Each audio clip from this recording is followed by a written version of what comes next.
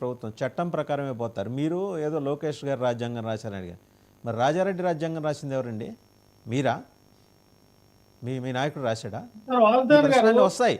లోకేష్ గారు భారత రాజ్యాంగం రాశారు, మేము వల్లేదండి. ఆయన రెడ్ బుక్ అని పేరు పెట్టుకొని దానికి దీనికి కంపారిజన్ చేస్తారో అది కరెక్ట్ కాదు. అంటే రెడ్ బుక్ ఉన్నవన్నీ భారత రాజ్యాంగాలు అయిపోవాలి. రెడ్ కలర్ లో ఉంటే భారత రాజ్యాంగాలు అయిపో.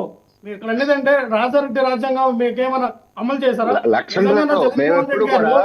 రాజారెడ్డి గారు రాజ్యాంగం అమలు చేయాలనుకుని 2019-24 అమలు చేస్తుంటే పరిస్థితులు వేరే ఉంటాయి.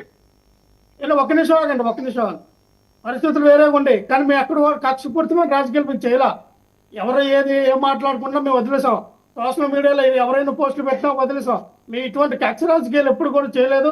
ఇంకోటి వాసుదేవన్ గారు, శాంతి ప్రసాద్ గారు, మేము ఆయన ఈ ప్రతి డిబేట్లో కూడా ఆయన తప్పలేదు, వాదన చేయొచ్చు, ప్రతివాదన చేయొచ్చు, తప్పు అన్నట్ల.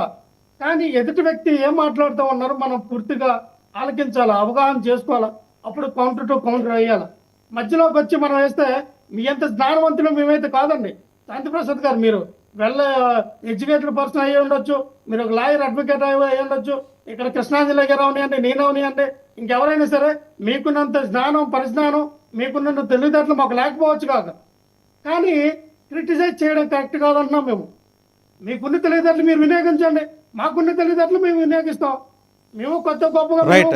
కృష్ణాంజనేయులు గారు విల్ కంక్లూడ్ అండి. ఒకసారి కృష్ణాంజనేయులు గారు విల్ కంక్లూడ్. కృష్ణాంజనేయులు గారు ఓకే. శాంతిప్రసాద్ గారు మీ దగ్గర కూడా వస్తాను.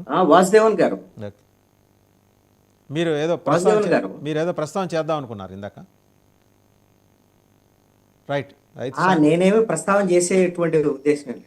వాసుదేవన్ గారు ఒకే ఒక మాట సార్, పీస్లెస్ అనే మాట ఖచ్చితంగా శాంతి ప్రసాద్ గారికి ఆయన ఉన్నటువంటి శాంతి తీసేసి అశాంతి ప్రసాద్ గా తయారయ్యారు.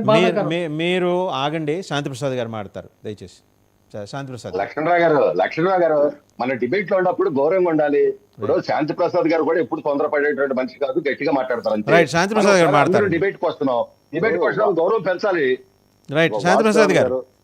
వాసుదేవన్ గారు, మేము చట్ట ప్రకారంగా ఎందుకు ఆ ఎర్ర బుక్కులు చూపించారంటే రాజ్యాంగము క్రిమినల్ నేరాలు ఎరుపు రంగు అట్టలో ఉంటాయి.